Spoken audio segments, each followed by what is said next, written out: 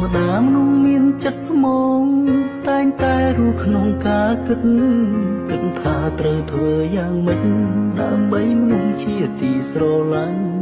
ស្នេហាខ្ញុំក៏សត់ណាស់តាំងពីចាប់ផ្ដើមប៉ុន្តែយើងប្រឹងតស៊ូណាស់ខំប្រឹងផ្លាស់ប្ដូរជីវិតពីក្រោកសុទ្ធតែមានបានតែការខំប្រឹងគ្រប់យ៉ាងបានមកហើយប្រែគ្មាននៅសោះនៅខាងយន្តទីធោឲ្យយើងព្រួតប្រឹងមានធោមានយន្តអូនកូនចាំលោកទៅតើការខំប្រឹងរបស់ខ្ញុំស្ទើរតែមួយជីវិតតែការពិតចុងក្រោយខ្ញុំបានផលអ្វីដើម្បីរឿងខ្លួនស្រឡាញ់ទៅខំទៅយកថ្ងៃដល់ពេលជោគជ័យហើយអ្វីគ្មានវត្តមានអូនអាចរួមទុកជាមួយគ្នាបានតែមិនអាចរួមសង្សារចង់ប្រោលក្រុមយ៉ាងចង់ឃើញស្នាមញញឹម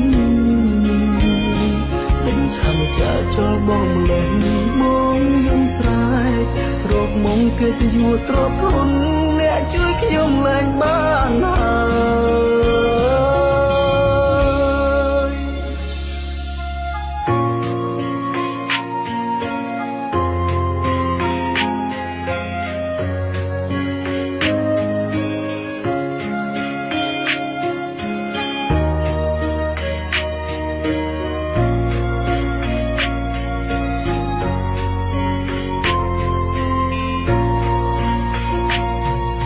មនុស្សមានចិត្តស្មង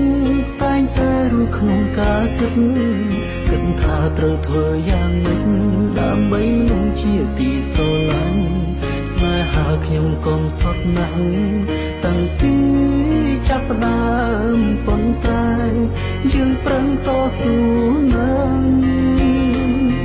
ខំប្រឹងផ្លាស់ប្ដូរជីវិតពីក្រោកសុទ្ធតែមានបានតែការខំប្រឹងគ្រប់យ៉ាងបានមកហើយប្រែគ្មាននៅសោះលោកខាងយន្តទីធោឲ្យយើងព្រួតប្រឹងមានធោមានយន្តអូនកូនចាំលោកទៅតើការខំប្រឹងរបស់ខ្ញុំស្ទើរតែមួយជីវិតតែការពិតចុងក្រោយខ្ញុំបានផលអ្វីដើម្បីមានខ្លួនស្រឡាញ់ទៅខំទៅយកថ្ងៃដល់ពេលជោគជ័យហើយអ្វីគ្មានវត្តមានអូនអាចរួមទុកជាមួយគ្នាបានតែមិនអាចរួមសង្សារចង់ផ្ដល់ក្រុមយ៉ាងចង់ឃើញស្នាមញញឹម